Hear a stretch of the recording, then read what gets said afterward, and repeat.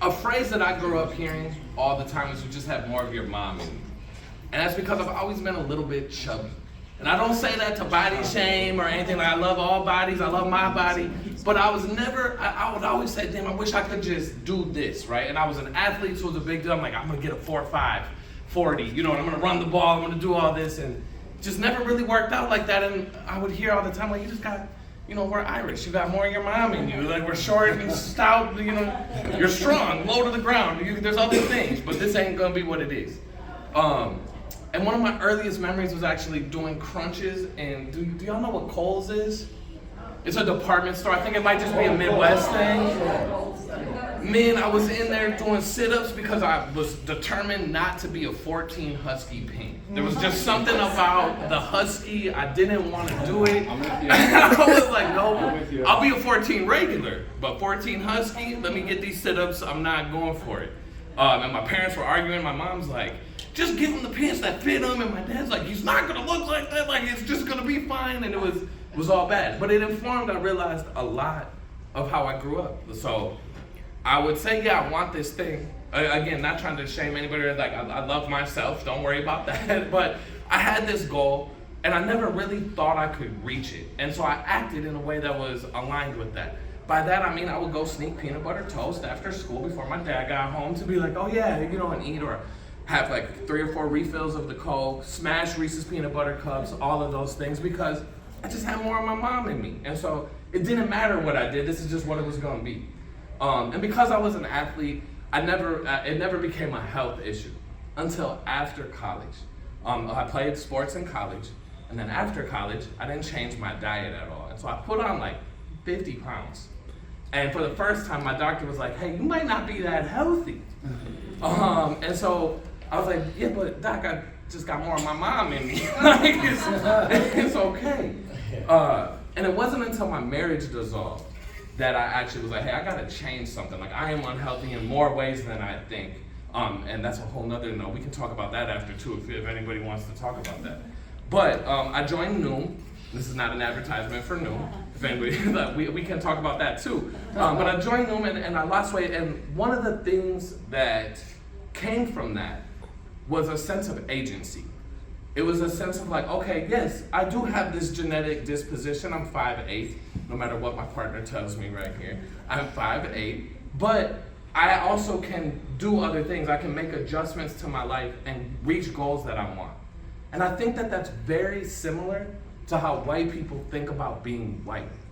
I think that we say, yes, we're white, and we may want to take responsibility for it, or we may not. I hope everybody in here, if you're at this conference, you're looking to take responsibility for that and understand what that means. But some people just say, hey, that's just what it is, and that's it. They go on about their lives.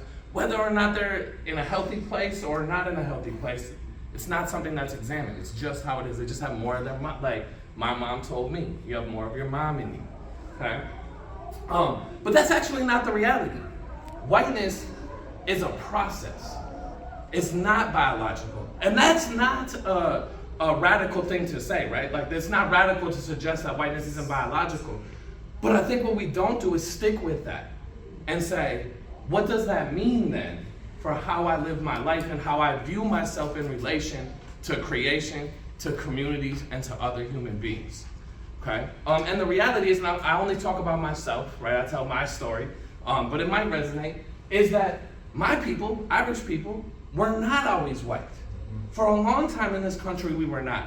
My uncle reminds me, yeah, we couldn't get work, so you gotta go to work, because we couldn't always work, right? That was a big thing. We grew up poor, so it was a thing. And that might not even be that radical, right? But what is, and this is what I get nervous to say this a little bit, and I'm down to say it, obviously I'm here. What is sort of gets people uncomfortable is to suggest that being white cost us something, right? And so what did it cost my people?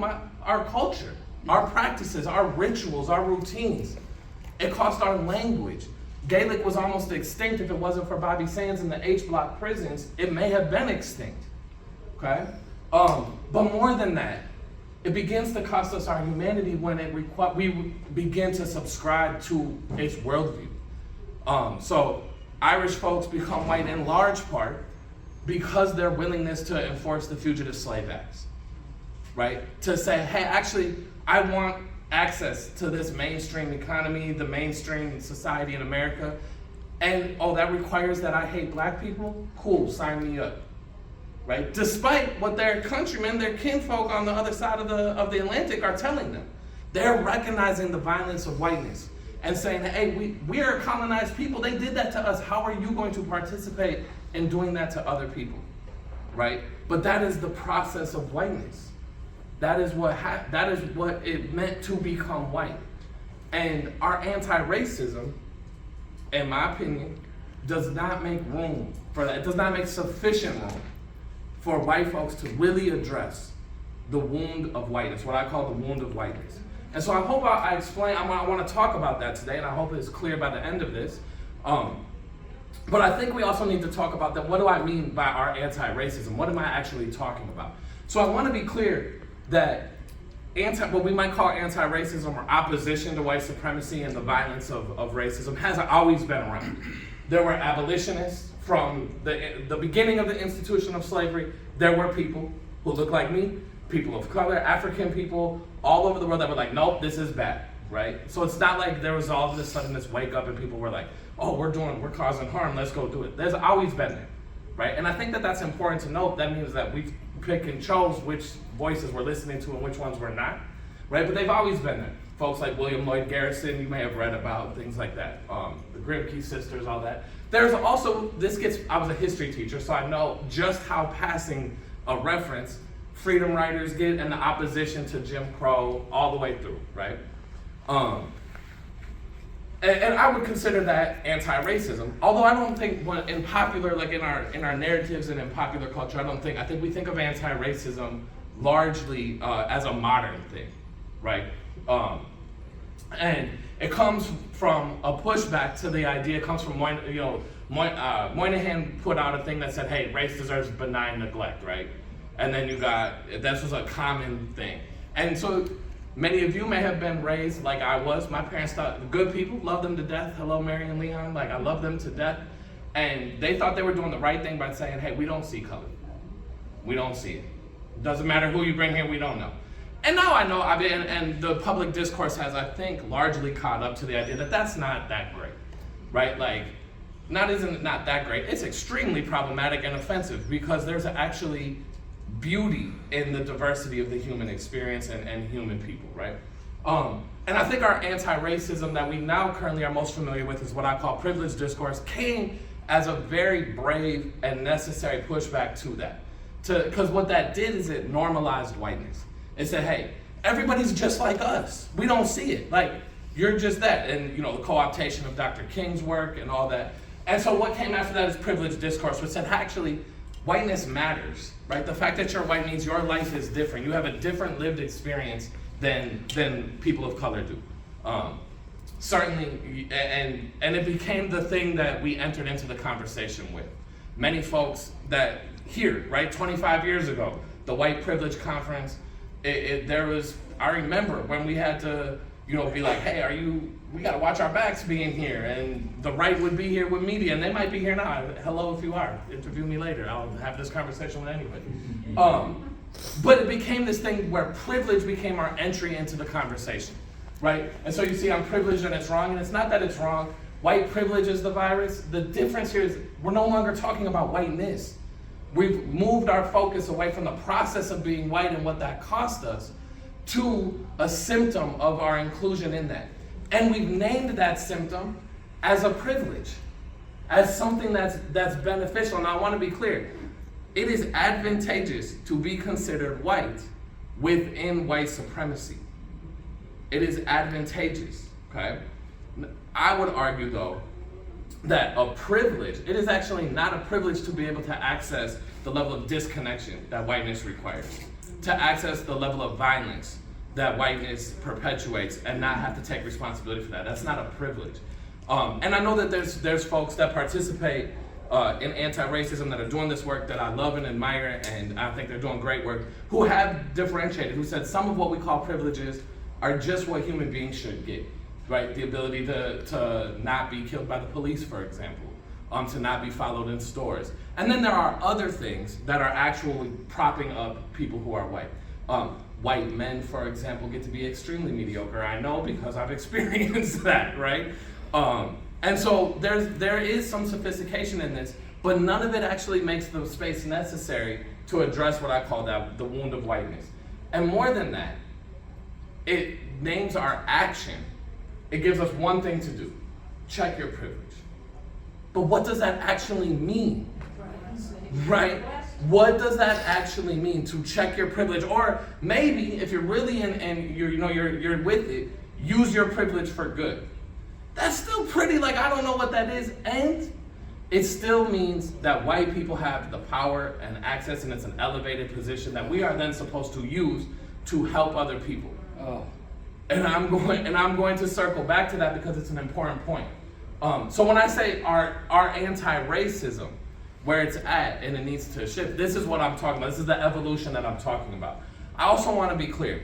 There are people who are still producing the color ignorance position, what is commonly called colorblind, right? It's not that you are not going to hear these things. There are explicit bigots. The ADL just put out a report that white nationalist propaganda is at an all-time high in 2023.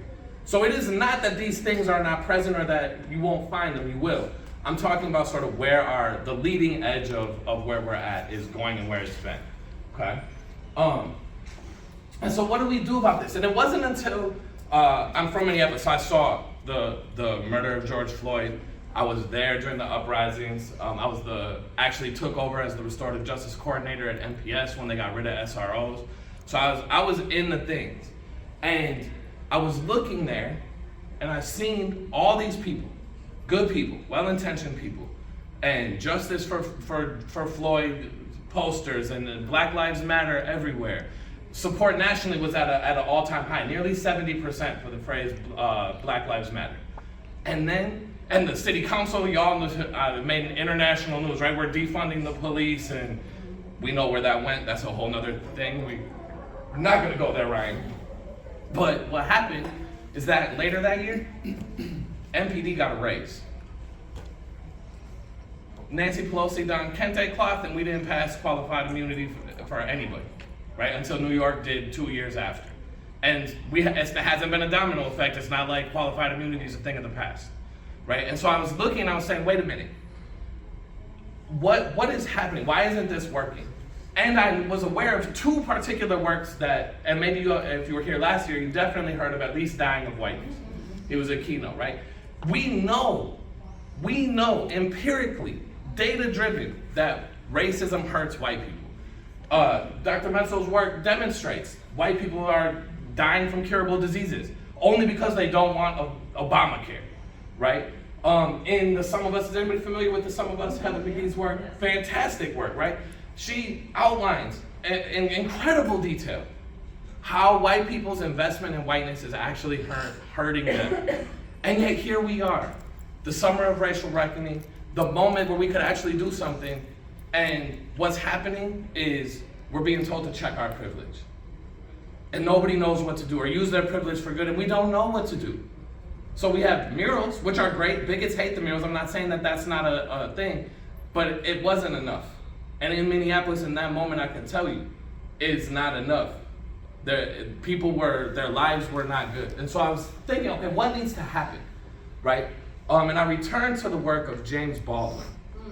And James Baldwin said, as long as you think you're white, there's no hope for you. And then I was thinking about the famous interview with Richard Wright and the French journalist. And she asks him, what do we do about the Negro problem in America? And his response to the people know, says there is no Negro problem in America. There's a white problem.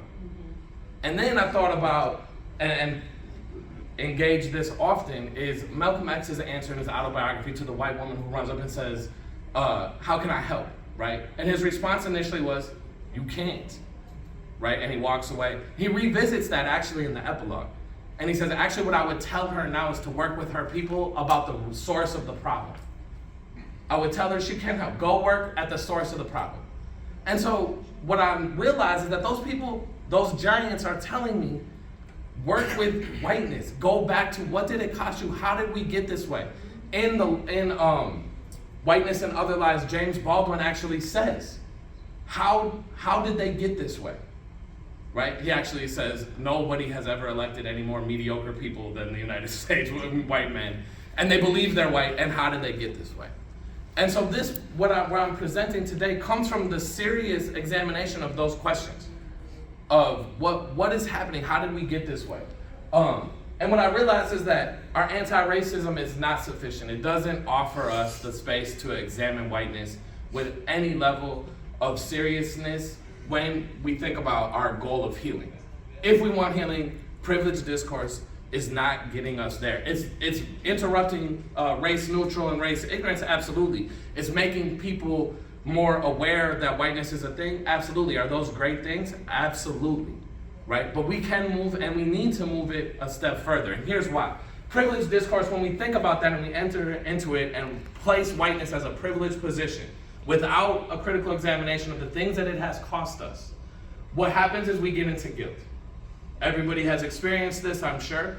We say, wait a minute, this is terrible, but it's still about what am I gonna do? I feel so bad and I can't do anything about it because I'm already at the pinnacle.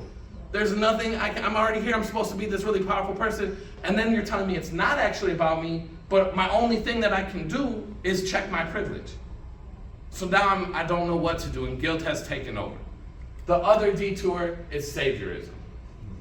You also, and I actually don't know Erin Gruwell. I don't know what it's like. I know what her representation was in that movie, and it was steeped in saviorism, right? And the blind side. But what do we expect when we tell people our action is to go use our privilege for good, and that white people are not hurting from white supremacy? Racism is something that happens to other people, right? And all we do is gain and benefit from it. Well, then all I can do is go help other people. And even if I'm in the best intentions, I don't understand why I'm here. I have no stake in this game. And so when things get tough, when there's tanks down your street and there's barbed wire around your schools, and now you really got to think about maybe we got schools without SROs in them, and I have to be in right relationship with people who don't look like me, that's exhausting. It's scary. I'm not equipped for this, and so I retreat. And so now we see the support for Black Lives Matter is lower than it was before the murder of George Floyd. This should not surprise us, given that our anti-racism has told us all we can do is use our privilege for good or check our privilege. So it's tiring, and now I have something to say here, but I don't know what it is, okay? The other thing is white ignorance.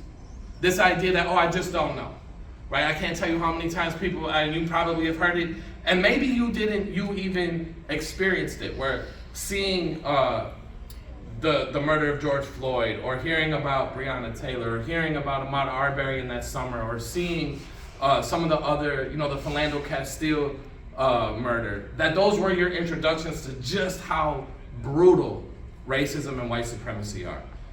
That is a problem though, because it's not new, right? We're not telling the truth. So there's that level of problematic manifestations of white ignorance. But then there's another one, which is I can live in my bubble and act like I actually don't know, right? But here's the thing about that, that's not true, that's dishonest, right? And how many people know who Jane Elliott is? Raise your hand. Brown eyes, blue eyes. She also has a video on YouTube. I don't know how often she does it, but she asks an auditorium full of white people to stand up if they would like to switch with a black person. If they would be treated in our society like a black person, if they wouldn't mind that. Nobody stands up. So being the good educator that she is, she says, I must not have asked a very clear question. And she asks it again, slightly rephrased, and again, nobody stands up. And she states the obvious truth. We know racism exists. We might not know all the mechanisms or exactly the data behind it, but we know we don't want to be treated the way people of color are treated, particularly black people are treated in this country, right?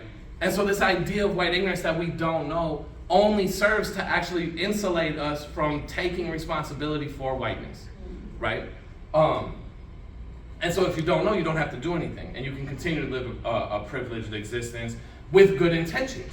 How often there's people, this conference has been dedicated and countless hours and blood, sweat, and tears poured into exposing that, right? The idea that, hey, we actually have to care, okay? And then the other one is white silence, okay? This is one that has been fascinating to me, Part of it is the aversion to conflict that is pinnacle to whiteness, right? It's a pattern of whiteness. It's a characteristic of whiteness.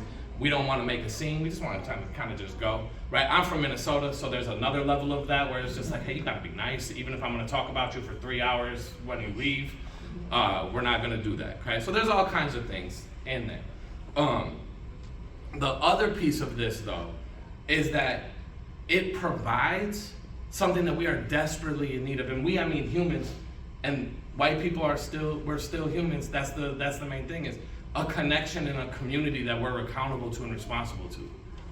That is why white nationalists are so effective. It's because our fundamental needs as human beings is connection and community. And whiteness, its whole purpose was to keep us from that. Its whole purpose after Bacon's Rebellion was to say, hey, they busted our ass for a whole year, that group of people, and we're not going again, right? And so we need to keep that, what we would now call multiracial coalition, from ever forming again. That is its purpose. So it is no wonder that white people are in this really, really unhealthy state, right? And we're chalking it up to, we're just white, right? You just got more of your mom's side in you. This is just how it is. And maybe we're even indulging a little bit too much in the refill of all the things, what W.E.B. Du Bois called the wages of whiteness, right? Making sure that we get the job, we get the promotion, or we can live wherever we go, or we can go to whatever schools we want to go to. But hey, I'm just white, this is just how it is. And I'm checking my privilege because I'm not trying to make sure that I get advantage. It's just how it is, right? And so what's missing in this is this idea, that piece, that what do we really need? What is our interest? And by our now, I'm talking about white people. That our interest is actually connection. It is community. It is a sense of wholeness and relationship.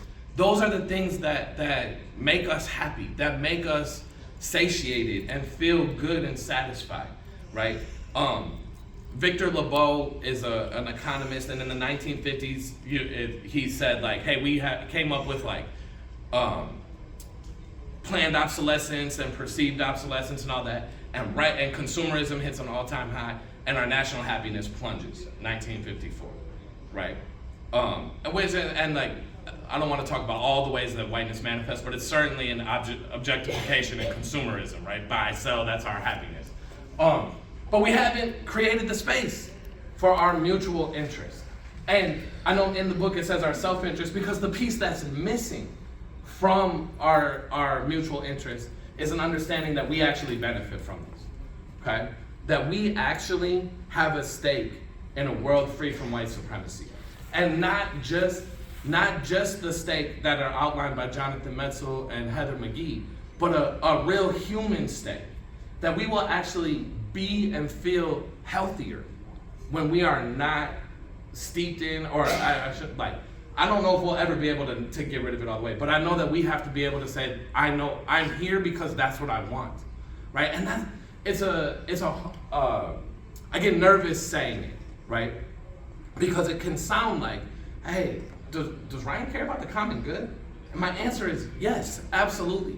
And what I realize is the only way that I can show up in any space, but particularly multiracial space, genuinely and as an authentic person, is if I know why I'm there. If I'm not here to save you, but rather to work together, to create a world that we are all fully human in. And you know what?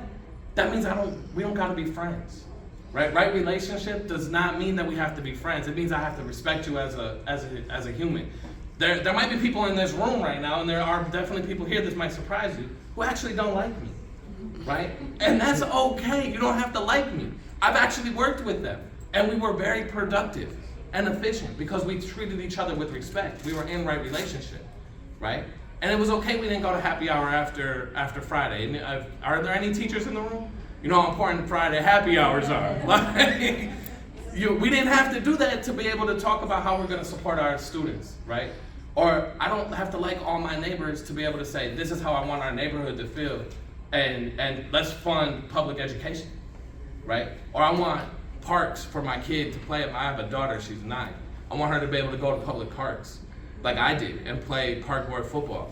And in order for me to do that, we need to work together. You don't gotta like me, I don't gotta like you, but we need to work together for a common good, right? So that's the piece that's missing from our anti-racism. So I suggest, what my suggestion is here, my analysis is that when we talk about it, we actually have to start by saying, whiteness cost us something. What was it? What did whiteness cost you?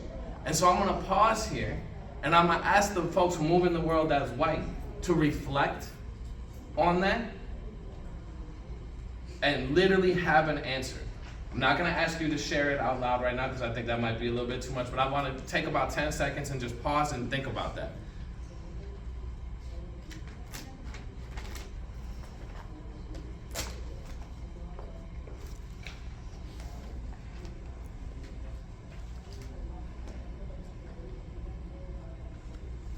Now I want to invite you to think about how centering that cost would impact how you show up in a struggle for racial justice. If you weren't trying to do things for somebody else, if it wasn't that neighborhood, if it wasn't that, but it was me. If I'm gonna, hey, it's hard right now, I'm tired, I don't want to go to this meeting, or I don't want to organize this, or I don't want to show up here, but you knew that that was costing you to not do that, would you still not show up? Right? If you knew that not standing up for what your values are, right? Not for what somebody else is, but your values. If you hold a value of being anti-racist, which I hope everybody here does. We're at the Becoming Anti-Racist conference. What's up, Doc? I hope that that's a value of yours. What does it cost you when you don't speak up, when you hear something racist? When you don't do the thing that you would normally do with anything else that mattered to you? What does that cost you? Will we be so quick to then back up and say, I'm tired, I don't know what to do. It's too much. How many times have you heard people say it's too much, right? And this is where it comes full circle is, we actually show up as accomplices when we know why we're doing it, right? Because now we're showing up and we're saying, yeah, it's too much, I'm with you, and I'm here. Right? As opposed to it's too much and I'm gonna come on Saturday because I gotta do this or that. Okay? And then so when we do that, we realize that racism isn't just a thing that affects people of color that we should care about because we're good people, but rather the wound was to us as well. We have a wound, right? We've lost languages, we've lost gods, we've lost foods, we've lost rituals, we've lost a lot of things to whiteness. But more than that, it keeps us from connection. It keeps us from community. It's a spiritual endeavor to truly unlearn whiteness, because now we can connect to creation and we can connect to cultural practices that existed in our spaces and in our ancestry before we learned that we were white. And before we said, oh, in order to live in a house, I'm gonna get this loan, I gotta actively be legally considered white. And so to do that, I have to support the building of a wall on 8 Mile Road in Detroit, right? Literally, physically separating us from community. Then we can show up. And we realize that racism is not something it's not somebody else's problem that good people care about, but it's our problem that we have a mutual stake in, okay? And we're not doing things because it's just a moral issue. We're doing things because then actually we can revisit the work and say, you know what? Alabama had a thriving public pool system, as Heather McGee talked about. And it's not here anymore. And it's hot. I live in Atlanta right now. It is hot in the South. I would love public pools to be there. That's a good thing for everybody, right? And then we can finally interrupt and say the wages of whiteness are not paying off, right? And for those of you that may not remember or may not know, W.E.B. Du Bois wrote that the wages of whiteness, while they were not the actual wages, they were psychological wages, they were paid to the white workers. And it came in the form of being able to walk down the street, to go to the best schools, to go do that. And that is why white workers didn't, I'm paraphrasing obviously, didn't join together to overthrow the capitalist system at that time, right? But the wages of whiteness are still, they're here, right? This is why folks will vote against their best interests consistently, right? And I don't want to summarize the work of Heather McGee. I encourage you to go read it for yourselves, but the thing that's missing there, why that didn't create just a tidal wave of like, oh my gosh, all these policies that unend racism, is because white people were like, yeah, but we're just white. That's not for us, that's for them. We're disconnected from this community. We don't have a stake in it, okay? But what really excites me is that when we do that, we actually can learn about our heroes. We actually have heroes. So I'm gonna return to my people. This is the San Patricio Brigade. Has anybody ever heard of them? So they're a group of Irishmen that were fighting in the Mexican-American War. And they're down there, and this is what David Roediger would call in between, right, at the time. And they're like, you know what? We're Catholic, they're Catholic. Our people are experiencing the same thing that these white people are doing to us. Let's switch. And they actually switched sides and fought for Mexico in the Mexican-American War. And Mexico still commemorates them. There's whole statues and all that. So this is the San Patricio Brigade. Nobody knows about that. Okay? Nobody knows. Everybody know who this is? Mm-hmm. Albert Einstein, yes? What's he famous for? Theory of relativity. Theory of relativity equals MC squared, right? How many people know that he said whiteness was a disease that he had no intention of being silent about? What would it do for young people to know that Albert Einstein, who's oftentimes lauded as one of the smartest people in history and all that, was smart enough to realize that, hey, this is wrong, and I'm not going to be quiet about it. He even spoke at an all-black college, and his colleagues were like, hey, don't do that, please. Right? The equivalent of like, shut up and dribble, like, just do physics. Don't talk about this stuff. Right? But he didn't. Okay? And I'm not saying Albert Einstein is perfect. I know he's had some problematic things, but he problematized whiteness. And it means something when you can tell white people, hey, this is not just who we are. And there's examples of people who didn't just accept it blindly. Okay? And we know who this is? That's Anne Brady. Okay? Another name that we don't talk about. Not in the annals of history. Right? We talk about Thomas Jefferson, Benjamin Franklin, George Washington. All these people who owned other human beings. We put them on mountains on indigenous lands. Right? We talk about Abraham Lincoln, but not Thaddeus Stevens. Not Charles Sumner. Right? We have heroes. We have people. John Brown. We have people that we could look to. And it's a purposeful that we're not there. Right? That we don't talk about that. Because whiteness needs us to just think we got more of your mom in you. That this is just how we are. And the best you can do is check your privilege. That's the best you can do, because that isn't a threat. Because it still means you're privileged. It still means whiteness gave you privilege. It's not a threat. Okay? And we have to be threats. We have to do 4 things. Reframe, repair, restore, reconnect. So I want to talk about what would a mutual interest frame look like. Okay? Everybody knows DEI is under attack right now, yes? You got this, I'm sure, fine human being, Chip Wilson, Lululemon, screaming about it and doing all that, right? Mutual interest, and this is one that I think there's some overlap. It's fairly interesting. Like, cool, we're not going to go to Lululemon. We're not going to spend our money there, right? And not because, oh, it's the right thing to do for somebody else, but because that's not in line with your values. That's a mutual interest. I don't think that's a very far leap to be able to make, right? Here's one, though, that I think a mutual interest frame offers us a concrete form action that would be truly, truly paradigm shifting. Everybody knows Florida's doubling down on the anti-critical race theory, right? Stop Woke bill. The language in that bill actually says you cannot make any student uncomfortable based on their race, and other identity things, but based on their race. Imagine if white folks got together and said, you know what? How you're talking about our history makes me uncomfortable because I know it's not true. Mm-hmm. What would it be like if white folks sued Florida under the Stop Woke bill for it to be more honest? The only way we do that is if we understand that that actually is good for us. We're not doing anything for anybody else. I don't just want a more complete history because it includes people of color. I want it because it includes the San Patricio Brigade. Because we could talk about John Brown for real. We could talk about Miles Horton and the Highlander School for real. And I think the ethnic studies, push for ethnic studies is appropriate and it's a great step, but that's still that's American history. Why isn't that in the mainstream? right? And if a bunch of white folks got together in Florida and said, yeah, cool, I'm uncomfortable. This is a lie. It's uncomfortable. I'm suing. What would that do? Right? What would that do? Okay? And then on a macro level, when you realize that this whiteness is hurting us, white supremacy is hurting us, you're gonna wanna repair.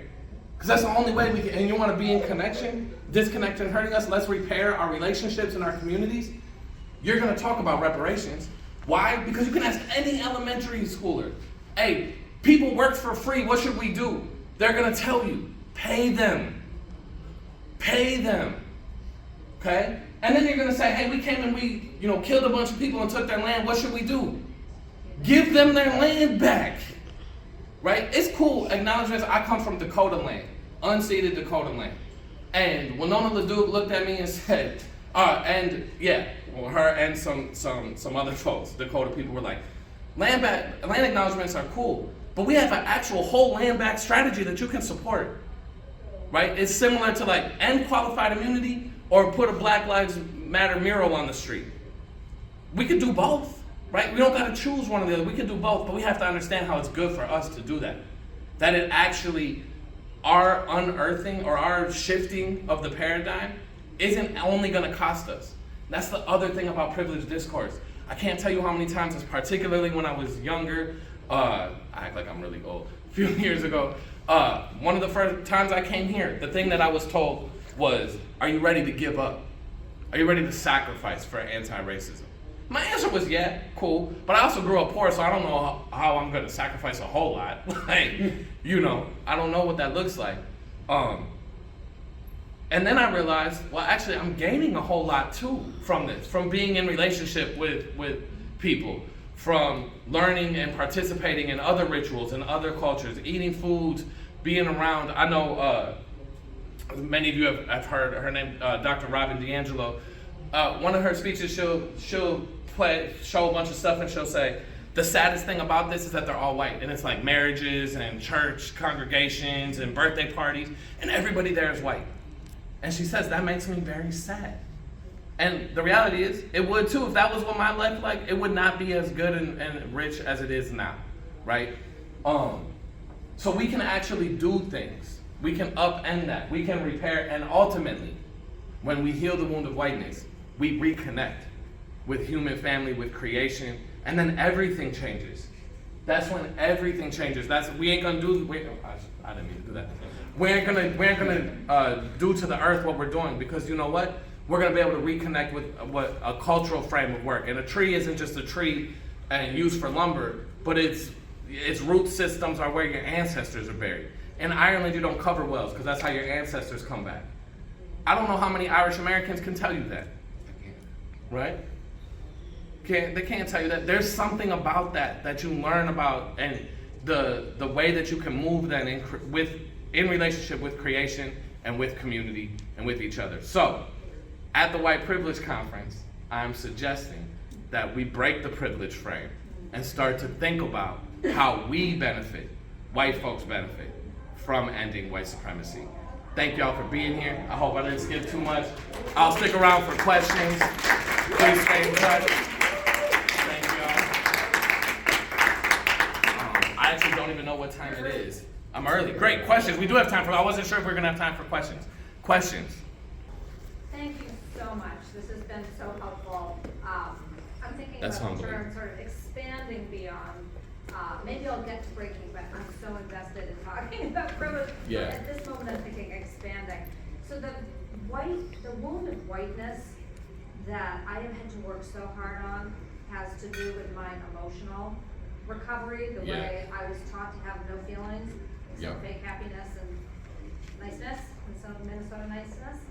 And so reclaiming that Yeah. is a huge piece of my work. How does that fit into the mutual interest frame? Do people talk about it as a part of the conversation? And I want to acknowledge that the goddess of emotional justice is in this room, Esther Anna. Yes.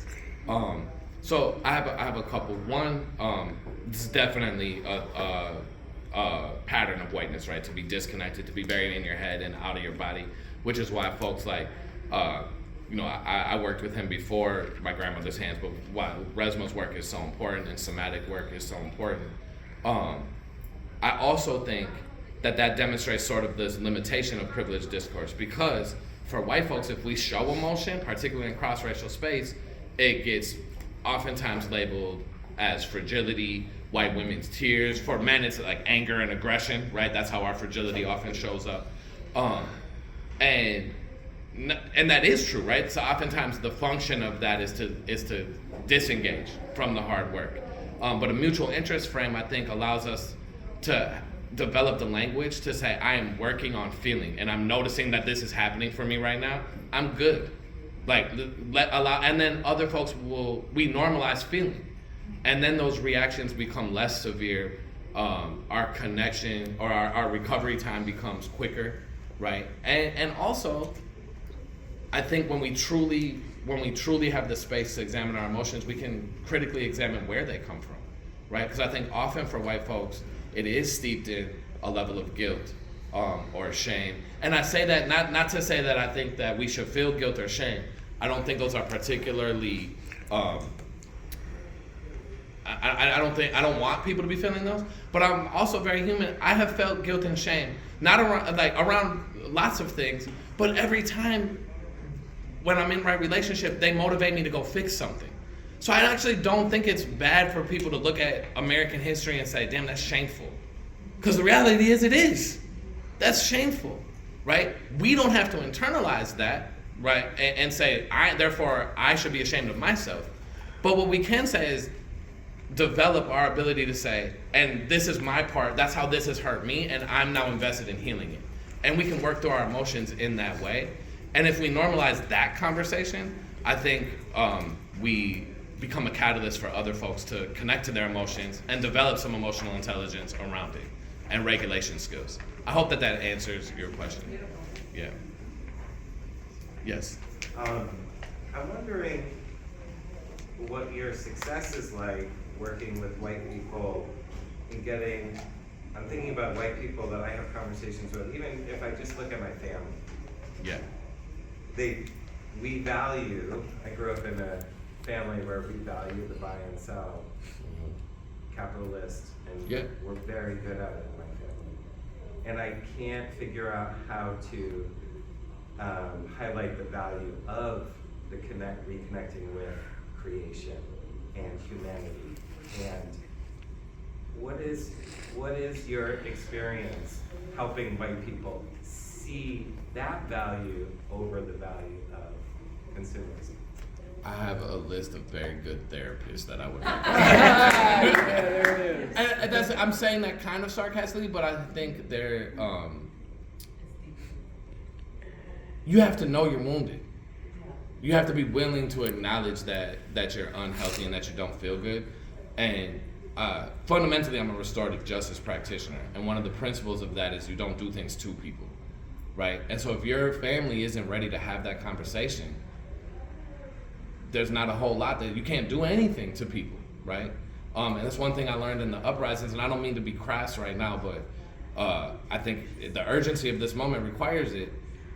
We have to acknowledge that not every white person wants to heal from whiteness, that it functions well for people, and that there are people who, where I come from and how I speak, we will call them the ops, right? And they just are that. What I hope is true is that I can offer this path to healing to enough people that white nationalists aren't, because that's why they're doing so well. They're offering connection, they're offering community, they're saying, hey, you don't gotta feel bad about yourself, right? And there's people here, Shelley Tosha, Christine Saxman having a fantastic book, Being White Today, that offers a positive white racial identity. That work is incredibly important, right? We have two authors here, Debbie's work and Jackie's work, incredibly important. Esther's work, incredibly important. But we have to be able to say, we're not saving anybody, including other white people. And they're gonna be responsible for their choices. My hope is that so that's macro. Yeah. On a very micro level, if that's, if I don't know your family, so if it's a brother, an uncle, daughter, sister, all of them, I think it's asking the really personal questions. And it's saying and how do you feel about that? And getting to what Debbie was asking, how does that feel? Where do you feel that in your body? What does it feel like? Resma's work, My Grandmother's Hands, offers some of that work, like to shake the trauma, right, and metabolize it, because we have it.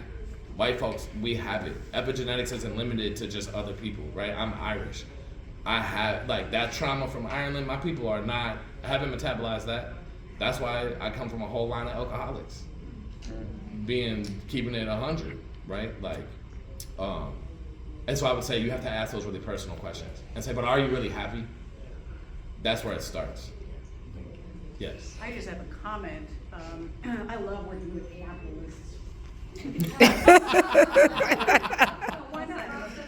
I'm a finance person, so you can tell your friends and just say, did you know that racism affects GDP? It lowers it to the effect of $2,500 per person per year in the economy. We've lost $14 trillion in labor. Check it out. Brookings Institution, Citigroup, there are 5 or 6 studies that prove it. Yeah. You can get any capitalist, any market person to go, oh shit, I'm losing money. Damn it. And it's an open door, and then you can go through, and then the rest follows.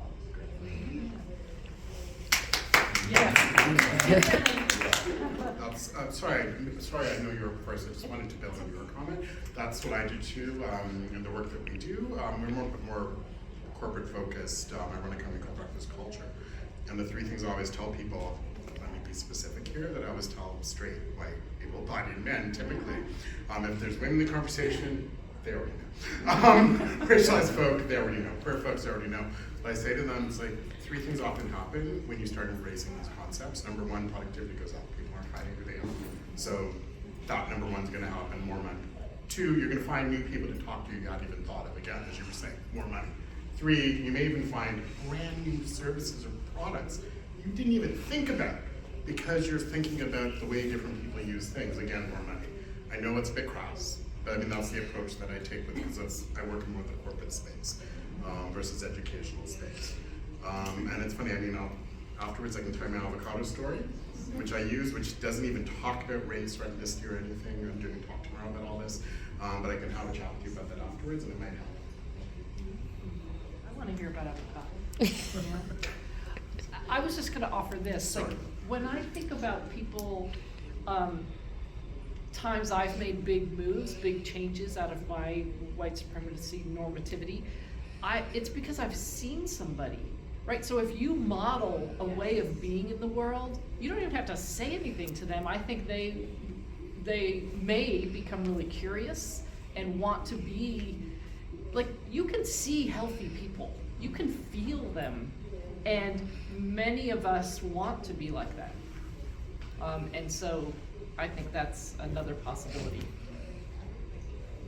Yeah, I wanted to build on that because I don't know numbers in markets and corporations, but I'm a mental health worker, and a lot of times people call seeking mental health care and they want to talk about their family member. They're troubled, and they always ask for that piece of advice, and I said, you got to work on you. People want what you have if you're working on yourself. So this is the sort of aha moment I'm having, is like, because I have a similar family and similar struggles, that really just developing that positive white anti-racist identity, and then someone's gonna go, why are you so happy? And then you share. I feel liberated. I just went to the white privilege conference, met more folks, built relationships, so it's just another, speak their language economically, but also people want what you want, or what you have when you really heal. I think to that point, and also like a word to this, is that I think anything to enter the conversation, I think, is a positive thing. And to be in my integrity, I have to name like the relationship. I'm not sure. I'm gonna say I don't believe that capitalism can bring out racial justice, because whiteness was intended, its purpose was to justify that exploitative economic situation, right? Now, this isn't that conversation. Can we be creative and come up with an economic system that produces wealth and doesn't exploit people? Absolutely. And I think we do that when we are thinking about our connection to each other, right? That piece has been missing for so long, is that what whiteness did is it said, those people are less than human, I can exploit their labor. Right. I can do this to them, right? And we're still in that. And so I think we enter that conversation in any way that we can, take any opening that you can, and also find where you can turn towards that, right? Turn towards the connection, towards the healing, towards the relationship. Because otherwise we run the risk of it just being another transactional, exploitative situation, right? Or I mean, you see, and it becomes, so one thing I didn't talk about here is, fundamental to this a fundamental question that I had, and he's not here, we can't ask him, Dr. Derek Bell's oftentimes considered the godfather of critical race theory. He put out a theory called interest convergence, right? Is anybody familiar with that? So he said the only way we get racial justice, the only time we see any gains, or we will see any gains, is when the interests of white folks and the interests of people of color converge, right? It's not a groundbreaking idea, right? Particularly if you're like, like whiteness is, we gotta figure out how to do this. The thing that, and I wish he were here to be able to speak to a little bit more, is what if white people's interest wasn't just in material benefit, in material gain, and our interests converge in health, in reciprocity, in community? Because he says, because of that, racism will always be permanent, because it's justice will always be transactional. We see it with, after the conviction of Derek Chauvin, all of a sudden all the black-owned stores were not black-owned anymore in Minneapolis, right? They took them down, they did all this, and there was no more lawn signs, all that, right? The interests were no longer converged. But what if our interests weren't that, right? What if it wasn't just to not have your store burned down, but actually be a space that cared and valued humanity and built community? So that I offer that to that conversation. Hell yeah. And thank you, everyone. I feel Yeah. like Capitalism's a big thing. Yes. I appreciate this conversation and listening from the perspective of a Black woman, but also adding to the conversation is not just white supremacy, but white patriarchy that supports white supremacy and the creation of gender norms and expectations. And so when you kind of deep dive down into that, so when you talk about white women tears and how they have been used to harm Black people, but because that was the only way at a time white women were able to show some sort of control and agency over their own lives. And so that has been passed down, and there's a trend on TikTok like a year or two ago of white girls getting on TikTok, instantly showing how fast they could cry and stop. And not recognizing, like, do you see what you are proudly, showcasing? Yeah. But white men are a victim of white patriarchy because then the repression of emotions, which results in, heart attacks, blood pressure, and all that, because they have been taught for so long, you can't show emotion because that means you're weak. Women show emotions, and this is why they are the weaker sex. But then when you get down to it, Black girls are taught don't cry because it doesn't get you anything. They're adultified and over-sexualized. And so, if we can get to eliminating white patriarchy, we will eliminate white supremacy because it's not upholding the system of power. But, if you get to capitalism, nobody seeks power voluntarily. And because you are afraid, you can see it in capitalism right now. You get, a lesser sized box of cereal, but then the CEO of Kellogg is on talking about eat cereal for dinner. It's a rough time. Like, sir, no, that helps nobody. My child needs a vegetable. So it's all truly interconnected. But if we go back to also the idea of what do you do with your privilege? And the example of James Tyler in South Carolina is, if you're not familiar, so most people are familiar with the name Bree Newsom, the woman who climbed the South Carolina monument to pull down the Confederate flag. But the other part of the story is James Tyler, a white man, was her accomplice in using his white male privilege to put his hand on the flagpole because South Carolina state troopers were going to tase the flagpole to get her down. Yeah. And so he said, they're not going to tase and electrocute a white man. So let me use my privilege, challenge to put his own safety on the line to protect her. But, you know, whether he, and I don't know more beyond that story, but him choosing not to center his story, his name is the one out there and co-opting her work, you know, is all of that. So you have to think, you know, when you are sharing stories, and first of all, is your story to be telling? Why are you sharing it? How is it benefiting you? If you're like, oh, yep, I'm capitalizing off of that, push that other person, that marginalized identity person to the front to help them, you know, because we're not divesting from capitalism in our life, sorry. You know, I want to dream, but I need to put a roof over my kid's head too. But, you know, thinking about how are you stepping back and pushing somebody else forward, or just checking your workplace practice cultures and how, you know, promotions and all that, like, oh, wait, why am I not recognizing these different behaviors, et cetera? Absolutely. I'm thinking a lot about the intersectionality between masculinity and whiteness, and the way that domination and power play in both of them. And how in the book Dying of Whiteness, Jonathan Metzl demonstrates that the group that's experiencing gun violence the most is actually white men by suicide. Right? And so that's very different than the narrative that is publicly put out often. But just the way that all of these things work. Yes. Just want to add, you know, when I think about what it is, the disease, right? Not the symptoms per se, but what is the disease, right? That great, you know, Desmond Tutu shared this one time about that you see the babies in the water, living in the water, and you keep trying to get the babies out of the water, and then someone runs up out of the stream and says, where are you going? I'm going to find out who's putting them in. Yeah. And so when I think about that, when I think about what really we are dealing with, is everything that you just said in terms of, you know, and this is what I say when I am sharing this with people.